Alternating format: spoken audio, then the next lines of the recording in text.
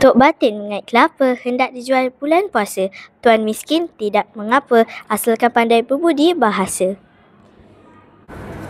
Assalamualaikum warahmatullahi wabarakatuh. Nama saya Melissa Aisyah binti Izwan dari kelas 4 Dezi. Boleh saya tanya Ustazah soalan? Boleh. Soalan pertama ialah bagaimana perasaan Ustazah menyambut Hari Merdeka sewaktu zaman dahulu? Perasaan Ustazah sewaktu menyambut Hari Merdeka zaman dahulu, Ustazah rasa sangat bersyukur kerana negara kita hidup dalam keadaan aman dan harmoni tanpa ada sebarang penjajahan. Selain itu, Ustazah rasa berbanggalah menjadi anak Malaysia kerana kita terdiri daripada pelbagai kaum. Jadi kita hidup dalam keadaan bersatu padu.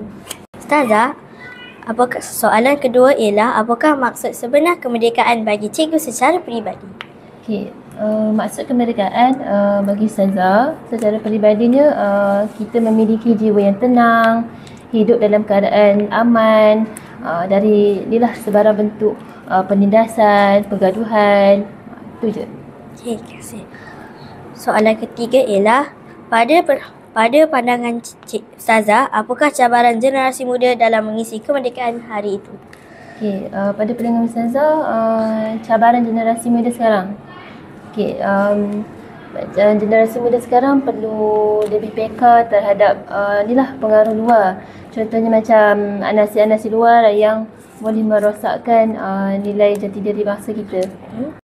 Ustazah, ini adalah soalan terakhir. Apakah pengalaman paling bermakna yang Ustazah pernah lalui semasa sambutan merdeka? Pengalaman Ustazah yang Ustazah pernah lalui panjang sambutan Hari Merdeka ni, Ustazah dapat menyaksikan pertunjukan bunga api, mengibarkan jalur gemilang bersama rakan-rakan guru dan murid, dan menyaksikan perarakan kemerdekaan dan menyertai bersama murid dan guru lah. Terima kasih Ustazah untuk menjawab soalan saya. Taufik, Hidayah. Wassalamualaikum warahmatullahi wabarakatuh.